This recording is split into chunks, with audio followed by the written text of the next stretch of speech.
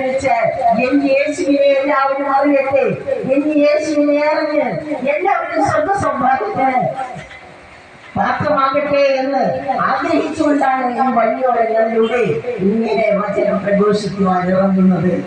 ദൈവത്തിന്റെ വലിയ കൃപയാൽ മാത്രമാണ് ഇന്ന് ഈ അങ്ങാടിയിൽ വന്ന് പറയുവാൻ എനിക്ക് കൃപ നൽകിയത്. അതൊന്നും ഈ കൂടുതൽ കൂട്ടുകാരുടെ ദൗത്യമായി കണക്കാക്കുക. കാരണം ദൈവത്തിന്റെ വചനം എവിടെയൊക്കെ പ്രഘോഷിക്കപ്പെടുന്നു, എവിടെയൊക്കെ കേൾക്കപ്പെടുന്നു, അവിടെയെല്ലാം ദൈവത്തിന്റെ അനുഗ്രഹം വന്ന് പതിക്കുന്നു. അതുകൊണ്ട് ഇപ്പോൾ ഈ അങ്ങാടിയിൽ നിന്ന് അനുഗ്രഹിക്കപ്പെട്ടവരെ വിശ്വസിക്കുകയാണ്.